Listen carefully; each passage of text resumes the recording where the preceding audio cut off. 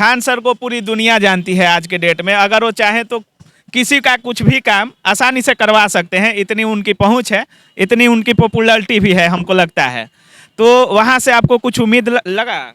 जिस समय बोला तो उस समय तो उम्मीद लगा ही लिए थे। क्या बोले थे खान सर आपको? उस समय बोले थे कि बाबू चिंता न कर कीजिए, हम आपके साथ हैं। अच्छा। उस समय बोले थे हम तुमको पदाधिकारी बना के उसी एरिया में ट्रांसफर करेंगे जिस एरिया में तुमको जलाया गया। उम्मीद जाग गया था कि सर ऐसे बोले थे, ऐसे कर। उस दिन क्या हुआ जिस दिन आपको जलाया गया था? जलाने से 3-4 दिन पहले तो हमको इतना मारा था, 3-4 दिन तक लगातार मारते पीटते रहा था, हमको खाना उना नहीं देता था।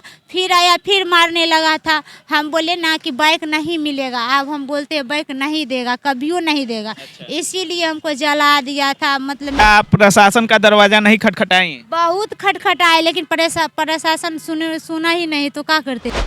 नमस्कार दोस्तों, काबिल न्यूज में आप सभी का स्वागत है। और ये लड़की जो देख रहे हैं आप देखकर समझ गए होंगे कि इसका क्या हालत है। अभी आपको एक हम वीडियो का जिक्र करते हैं जो बहुत बड़े हमारे देश के सबसे पॉपुलर टीचर हैं खान सर। खान सर का जब रक्षाबंधन का आप लोग वीडियो देखे होंगे तो उसमें वो बोलते हैं कि हमारे पास एक लड़की आई थी जो पूरा चेहरा बांधी हुई थी, और जब हम बोले कि बाबू आज तो चेहरा हटा दो, आज रक्षाबंधन है और चेहरा बांध कर आई है, तो उनका कहना था कि जब हम ये बात बोले तो लड़की बोली कि पूरा चेहरा जला हुआ है, और खोली तो पूरा चेहरा जला हुआ था।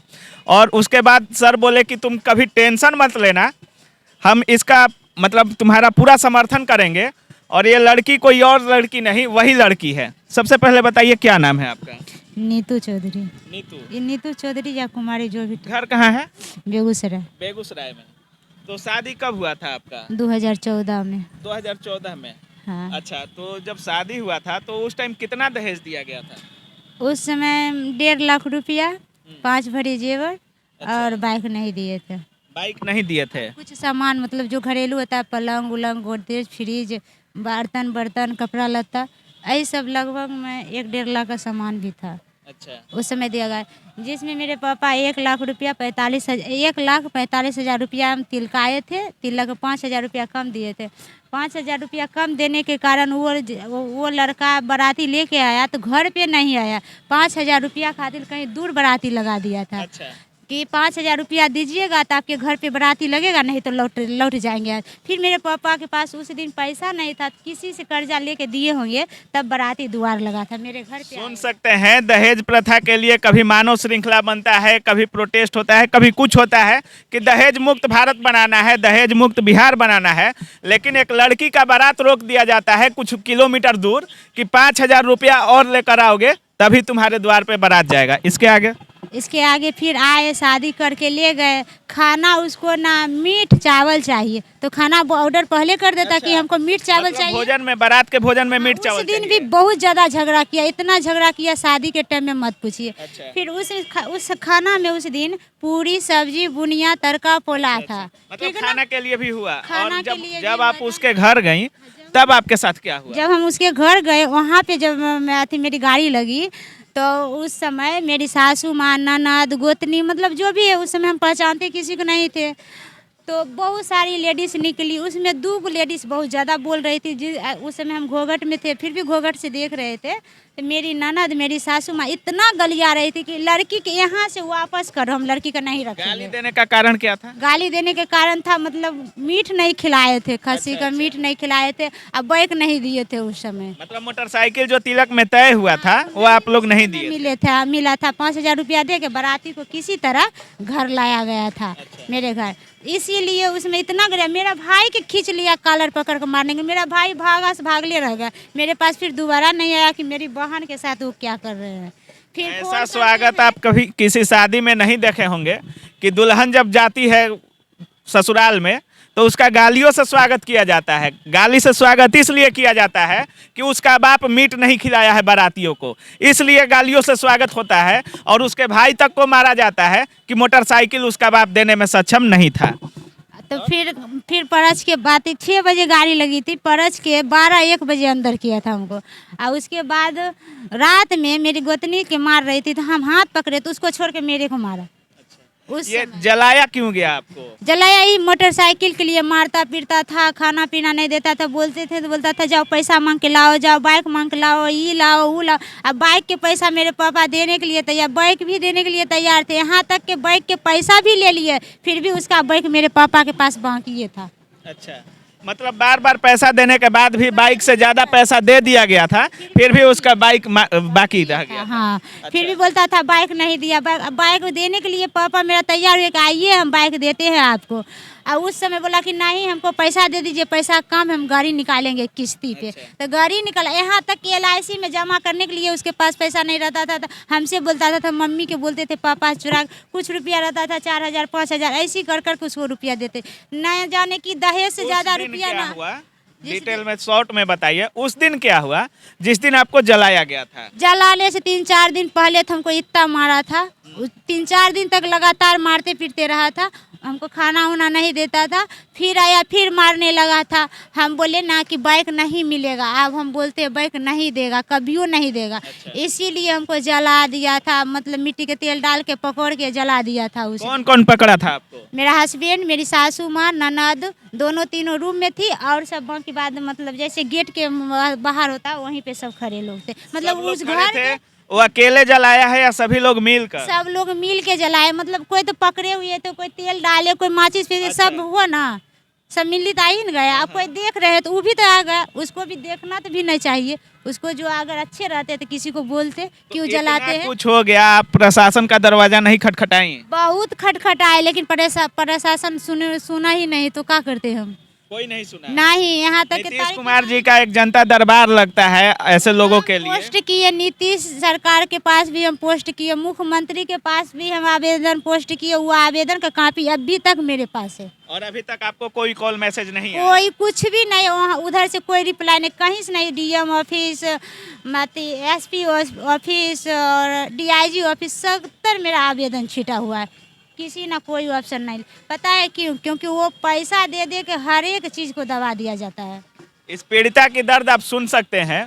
जब मोटरसाइकिल नहीं दिया जाता है, बार बार गाली दिया जाता है, इस पीड़िता को मिट्टी का तेल डालकर अपने ही हस्बैंड के द्वारा, अपने ननद के द्वारा, अपने सास के द्वारा पकड़ करके जलाया जाता है। और प्रशासन का हालत आप बिहार में इनके केस से ही समझ लीजिए कि कितना अच्छा प्रशासन का हालत है। और नीतीश कुमार जी जिस जनता दरबार की बात करते हैं कि गरीबों के लिए हम जनता दरबार लगाते हैं, बेसहारों के लिए जनता दरबार लगाते हैं, उस खुद इनका बयान से आप समझ सकते हैं। कितना दिन पहले जनता दरबार में अर्जी दी थी? जनता दरबार में हम नहीं दिए थे, पोस्ट किए थे पोस्ट ऑफिस से। अच्छा, उधर से कोई रिप्लाई नहीं आया। नहीं हम आया। जनता दरबार नहीं गए, मुख्यमंत्री का जनता दरबार नहीं गए, बाकी बात SP DIG और इनका सबके जनता दरबार हम गए हैं खुद से। काहे कि उस समय हमको पटना में रहते हैं, जनता दरबार लगता है, उस समय पटना का हमको आइडिया नहीं था। अच्छा, एक काफ़ी चर्चित शिक्षक हैं जिनके रक्षाबंधन में आप गई हुई थी, खान सर। खान सर को पूरी दुनिया जानती है आज के डेट में। अगर वो चाहे तो किसी का कुछ भी काम आसानी से करवा सकते हैं, इतनी उनकी पहुंच है, इतनी उनकी पॉपुलैरिटी भी है, हमको लगता है। तो वहाँ से आपको कुछ उम्मीद लगा? जिस समय बोला तो उस समय तो उम्मीद लगा ही लिए थे। क्या बोले थे खान सर आपको? उस समय बोले थे कि बाबू चिंता न कर कीजिए, हम आपके साथ हैं। अच्छा, उस समय बोले थे हम तुमको पदाधिकारी बना के उसी एरिया में ट्रांसफ़र करेंगे जिस एरिया में तुमको जलाया गया था। थोड़ा उम्मीद जाग गया था कि सर ऐसे बोले थे, ऐसे कर। सुनिए खान सर का भाषा, हम अधिकारी बनाकर उसी एरिया में ट्रांसफर करेंगे जिस एरिया में तुम्हारा घर ससुराल था। किसी भी ऑफिसर को आप ट्रांसफ़र करवा सकते हैं, लेकिन आपकी ही छात्रा जब पीड़िता बन जाती है तो इसको इंसाफ नहीं दिलवा सकते हैं। अभी दोबारा आप मिलने गई थी? हाँ गए थे, 2 बार की तेवारा गए थे, मतलब 3 मरते मिलने की कोशिश किए। भैया हाँ, भैया लोग नहीं मिलने दिए। कौन भैया लोग? अब वहाँ के हम कोई मतलब भैया लोग के नाम नहीं जानते, पहचानते खाली शकल से। आपको खान सर से दोबारा मतलब मिलने नहीं दिया गया रक्षाबंधन के बाद? नहीं, दोबारा नहीं मिलने दिया गया था। हम दोबारा पढ़ाई करने के लिए भी जाते थे, मतलब हम बोलते नहीं थे, पढ़ के चल जाते थे। हम मिलना चाहते थे पर्सनली, उतना स्टूडेंट के सामने नहीं कुछ बोलना हम चाहते थे। मतलब 2 मिनट के टाइम बोलते थे, भैया बोलिए ना खान सर से। अगर खान सर एक बार मिलना चाहती हैं, हाँ, एक बार खान सर मना कर देंगे ना तो हम लौट जाएंगे, फिर दोबारा नहीं आएंगे। खान सर से भी हम एक अपील करना चाहेंगे कि ये कौन सा सर सिस्टम बना दिए हैं कि आप ही के छात्रों के साथ जब कोई ऐसा व्यवहार करता है, ऐसी घटना हो जाती है और आप ही की छात्रा है जो भी है, आप ही से मिलना चाहते हैं, तो उनके लिए भी दरवाज़ा बंद है। सर प्लीज़ इसको थोड़ा सा संज्ञान में लिया जाए और इस पीड़िता जो है आपकी छात्र है और कहीं ना कहीं इसको इंसाफ दिलाने में मदद कीजिए। सर आप अपने जो दोषी हैं, आपके हस्बैंड जो हैं, किस तरह का सज़ा चाहती हैं? हम सोचते हैं उसको कि जैसे हमको जलाया ना उसी तरह उसको भी जलाएं। अच्छा, ऐसा नहीं तो उम्र कैद के सजा दीजिए, नहीं तो जला दीजिए। अभी कहाँ रहती हैं आप? अभी हम मायके में ही रह रहे हैं, फिलहाल वर्तमान में पटना में रह रहे हैं। पढ़ाई करती हैं? पढ़ाई भी करते हैं और म्यूजिक क्लास भी करने के लिए मतलब सर के पास गए तो सर और मैं मिली थी। अच्छा, ये सर आपको सपोर्ट करते हैं? हाँ। और मायके में रहती हैं तो काफ़ी, आज का हमारा जो समाज है, कोई भी अपने मायके में रहता है तो उसको काफ़ी ताना बाना का सामना करना पड़ता है। जैसी मानसिकता है हमारी, सोच सकते हैं कि मोटरसाइकिल के लिए जब कोई अपनी पत्नी को जला सकता है, तो जब मायके में पूरा जीवन कोई काटता होगा तो किस तरह का ताना उसको झेलना पड़ता होगा हमारे बिहार में, हमारे समाज में, आप खुद सोच सकते हैं। आइए यहाँ पे कुछ और लोग हैं। अच्छा, ये आप ही के यहाँ रहती हैं? जी बिल्कुल, मेरे यहाँ ही रहती हैं। अच्छा, कितने दिनों से रहती हैं? ये लगभग 2 साल से मेरे यहाँ रहती हैं। अच्छा, इनके फैमिली में भी थोड़ा इशू हो गया है, जिनके वजह से कि इनके घर वाले भी यहाँ से निकाल दिए हैं और मायके वाले भी निकाल दिए हैं। अच्छा, दोनों तरफ से ये पूरी तरह से टूट चुकी हैं, अच्छा, जिस वजह से कि ये 2 बार सुसाइड भी करने की कोशिश की हैं। एक बार जो इनका दवाई जो तबीयत बार बार अभी भी इनको प्रॉब्लम हो रहा है। सुबह में भी कॉल किए तो बोली कि सर मेरे क्या बोलते हैं उसको, कलेजा में दर्द हो रहा है सर। अच्छा, तो हम बोले कलेजा क्या होता है, हमको तो पता नहीं कलेजा क्या होता है। तो फिर पता कि ऐसा ऐसा प्रॉब्लम है, तो हम पीएमसीएच जाने का विचार किए। तो लेकिन आज यही बोली कि सर संडे को बंद रहता है, कल जाएंगे। तो फिर देखते हैं आगे क्या होता है, कल देखते हैं। इसका इलाज भी करवाना होगा और जो भी दवाई इसका चल रहा तो वो सारा एक ही बार खा गई थी। ये तो एक हो गया, उसमें बहुत ज़्यादा इसको परेशानी हो गया। उसके बाद फिर घर गई, घर में थोड़ा बहुत इलाज हुआ, जो भी हुआ रखी। तो उसके बाद वहाँ से भी इनके जो भी हैं फैमिली इशूज़, उस वजह से इसको घर से भी निकाल दिया गया। तो उसके बाद ये अपनी मासी के यहाँ रही। अच्छा, अच्छा, तो मासी भी बोली क्या कि मासी यहाँ भी बोली क्या कि मासी अगर निकाल देते सर तो बगल में नहर था उसमें कूद जाते हैं हम। तो हम इनको पहले ही कॉल किए, बिना बताए ये चली गई थी। तो उनके बाद उनके कांटेक्ट किए, बुलाए, फिर जाकर अभी रह रही है यहीं पे। अभी थोड़ा तबीयत में सुधार होगा तो फिर से पढ़ाई के लिए जाएंगी। तो पढ़ाई करने के लिए भी तो खाना होना चाहिए ना, रहना होना चाहिए ना। जब वही नहीं है, आपको तहे दिल से धन्यवाद देना चाहेंगे आपके इस नेक कार्य के लिए। एक बात बताइए, आप सुसाइड क्यों करना चाहती हैं, लड़ना क्यों नहीं चाहती हैं? ऐसा फेस लेके जिए से जिए, किस वजह से जिए, कोई ऑप्शन ही नहीं है जीने का। नहीं रुपया है, नहीं आदमी है, मतलब कोई खर्चा उठाने के लिए तैयार नहीं तो कैसे जिए। नहीं जॉब है, हम कुछ कर ही नहीं सकते, कोई रोजगार भी नहीं है जो कि हम करके अपना जीवन यापन कर सकते हैं। तो मरना ही आसान लगा था। अच्छा, एक बात बताइए, आपके मायके से भी सर बोल रहे हैं कि आपको निकाल, तो मायके में क्या इशू हुआ? मायके से मतलब निकाले नहीं थे पापा और मम्मी, और पापा और बहुत अच्छे लोग हैं, मम्मी भी। तो थोड़ा मेरी भाभी है ना, मतलब अजीब थोड़ा तरह डर के। का हो जाता है। हाँ बिल्कुल, तो आप देख रहे थे ये जो नीतू कुमारी हैं किस तरह की पीड़िता है, आप इनको देखकर ही समझ सकते हैं। मोटरसाइकिल के लिए जब किसी लड़की को जलाया जाता है तो हमारा समाज कितना विकसित हो रहा है, हमारा जो मानसिकता है कहाँ जा रहा है, आप खुद सोच सकते हैं। दहेज, हर कोई चाहता है कि दहेज मुक्त हो, लेकिन सबको अपने बेटे के लिए दहेज चाहिए।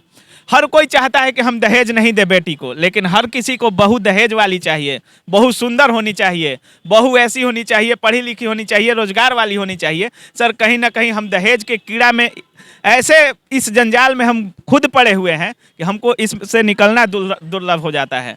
कहीं भी किसी बच्ची का बाप अगर अपने बच्ची का शादी करने जाता है तो उसकी औकात पहले देखी जाती है। वो खुद सोचता है कि हमारा औकात क्या उनके दरवाजे पर जाने के लायक है या नहीं है।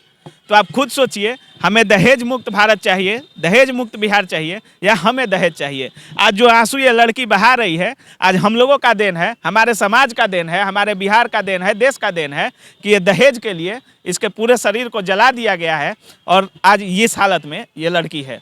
आप लोग देख रहे थे काबिल न्यूज़, और किसी भी अपडेट को देखने के लिए हमारे न्यूज़ के साथ बने रहें। दहेज की बात तो बहुत दूर की बात हुई है, अभी जो प्रेजेंट में इसके साथ हो रहा है उनका तो पहले सोल्यूशन निकाल ले। पब्लिक से हम यही जानना चाहते हैं कि अभी ये करेंगी क्या, बिल्कुल। और हम खान सर से एक अपील करना चाहेंगे कि सर आपके पास तो काफ़ी स्टाफ होंगे जो रोजगार भी दिए होंगे, हमको लगता है कि 500 से 1000 की आपकी टीम होगी।